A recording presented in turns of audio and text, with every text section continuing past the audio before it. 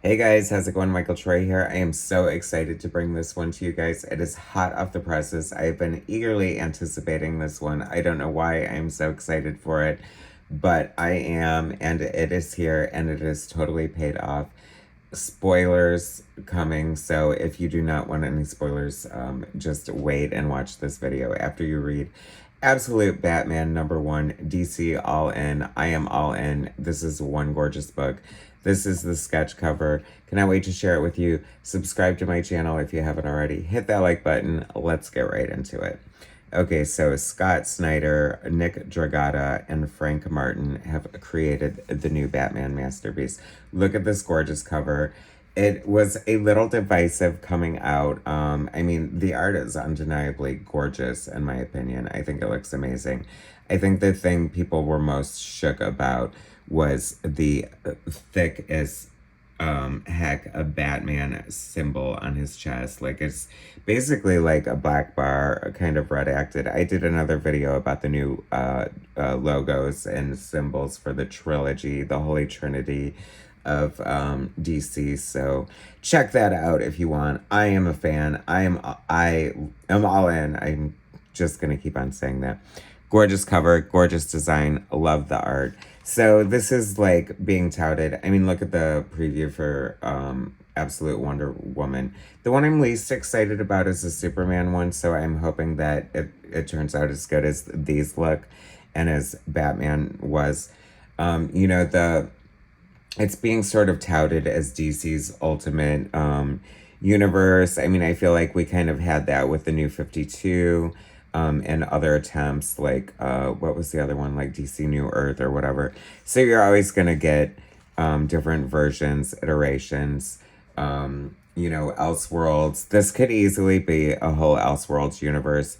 But I'm so down for it. I think the part of the appeal of DC's characters, especially Batman, Wonder Woman, and Superman, is they're so iconic and so mythological and so larger than life that they lend themselves to so many different interpretations and different versions. Look at this beautiful art. We sort of open, everybody knows the origin of Bruce Wayne. He went to see Zero with his parents when he was a child, and they took a, shortcut through Crime Alley for some unknown reason, and his parents were blown away in front of him, forever scarring him and, turning him into a life of fighting crime. Well, this absolute DC universe is here to turn everything on its ear, and Batman's parents are alive and they're not rich. And so what do you do with that? Well, lots of things. Turning things on its ear seems to be happening a lot in here. Look at this gorgeous 2-page spread. This is very cinematic.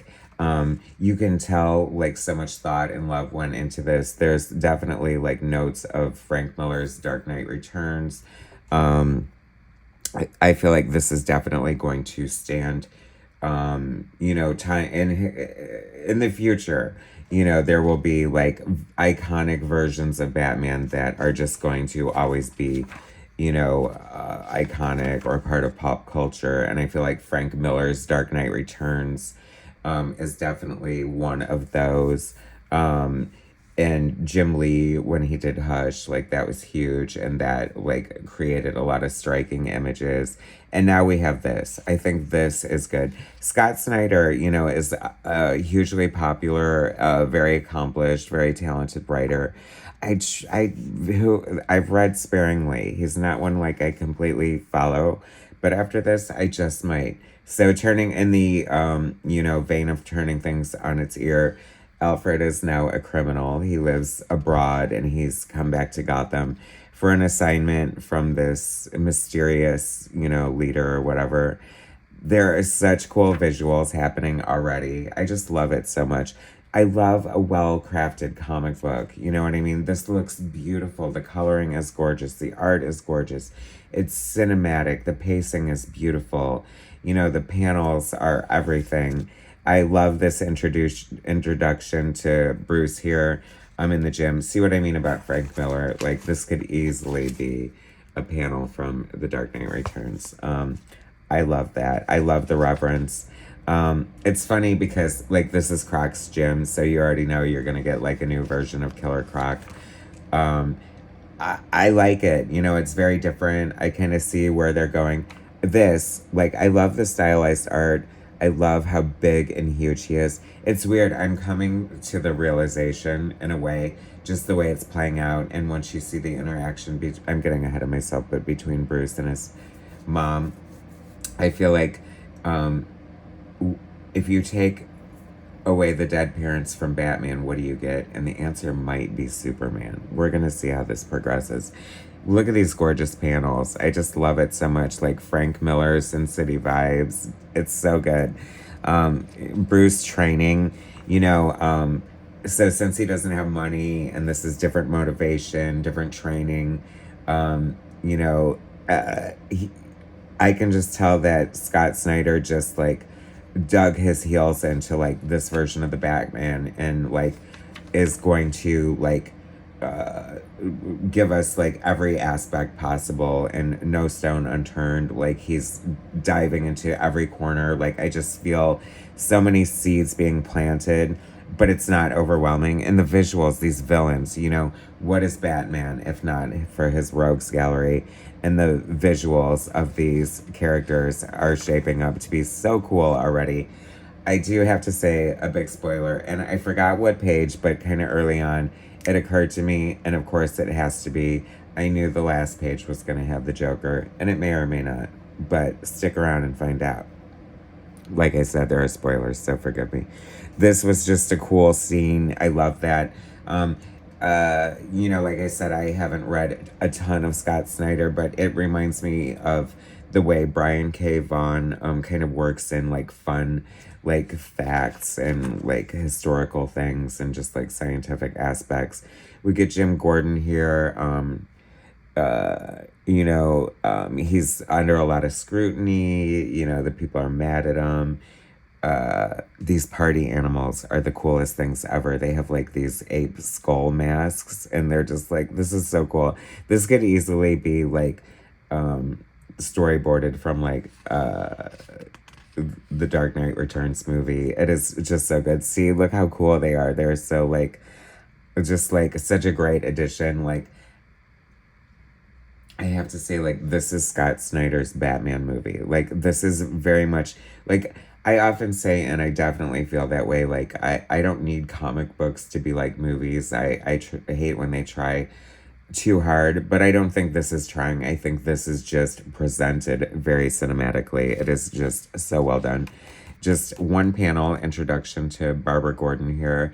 We're getting a different version of Barbara Gordon. She looks like, I mean, there's no doubt she's going to be Batgirl. However, she is a cop, so that's kind of interesting, instead of a librarian, which makes sense that she would want to follow in her dad's footsteps. So I'm very excited to see that. I'm very excited to see, like, there was mention of Selena and like Oswald and you know, so they're coming, guys. They are coming.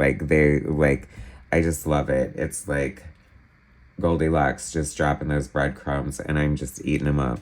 Was it Goldilocks or was it Red Riding Hood? I don't know. Somebody had breadcrumbs. Anyway, this splash page of Batman is so cool. I love it. See what I mean? Very like iconic.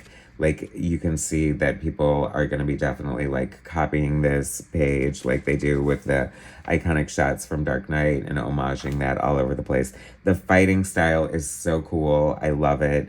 You know, it's very interesting to see the way that this version of Batman fights differently. And like, you know, Batman's known for his tools and his utility belt, and you know, that emblem on his chest when it comes to life. Like, I think it was so like mocked in a lot of ways, and people like kind of thought it was silly, but to see it play out in action, I think is like the mic drop of the book, first of all, and definitely going to change a lot of people's minds. This is definitely like the fanboys are going to be eating this up.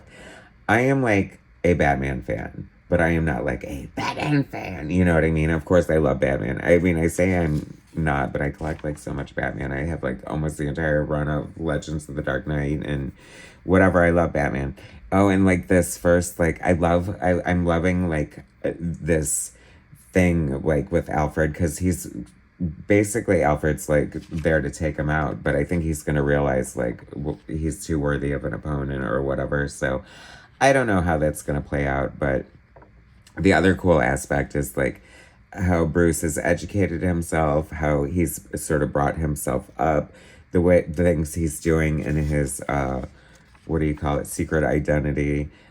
You know, the jobs he's having. He's like working for the city and like with the sanitation department and the sewers and like learning the city. Like it is like, I don't know, I just kind of get chills talking about it, because comic books are so much about the art for me, and I'm like gagging over this beautiful art. It is so good. So when the story is good, it is like just like, oh, like such so magical. I love it. Like the story is so worthy of the art here. It is so good. I mean, did I love everything about it? There are a few little things that are kind of like, oh, whatever, but you know, I'm here for it. I love it. What a great 2-page spread. This was like such an amazing ending. So good. Writer Scott Snyder, artist Nick Dragata. Where have you been? Like, I feel like I knew the name but didn't know how amazing this artist was, and now I want more. Feel free to sound off in the comments what else I need to look for to find Nick Dragata's art. Colorist Frank Martin, huge shout out to him. If you watch my channel, you know how important coloring is to me and how important it is to the craft of comic books, and this really did elevate this project, so great job there.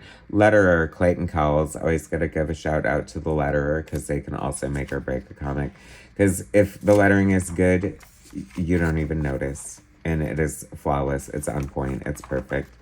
And then we have this, and I have to say, here it is, guys, the big spoiler, and I was 100% right. We get the ironically named, because he never laughs, Joker, as if there was any doubt. Anyway, in this ad for these awesome McFarlane characters, like Wonder Woman looks great. She doesn't always look great as an action figure, and she looks really pretty there, so I love that. Very cool Flash, so fun, and iconic looking Superman. That looks very Jim Lee. Are these like Jim Lee ones? I don't know. Anyway, I digress. So much fun, so cool. Oh, Christopher Reeve, like probably one of the biggest reasons I'm a huge nerd right there. Can't wait to see that, doc. Anyway, fun. I got the sketch cover. Why? Because I want to draw Batman so bad, you all. Anyway, thanks for watching, guys. This was so much fun. I could not recommend it more. I mean, did you see him take off his like ears and use them as weapons? I mean, that's never been done before. I love you for being innovative. This is so good. GC has taken a lot of hits for trying to do things like this, and a lot of people probably have mixed feelings about it, but it's a thrill ride. Hop on board and just go with it. Thanks for watching, guys. Subscribe to my channel if you haven't already. Hit that like button, and I want to bring you some more soon.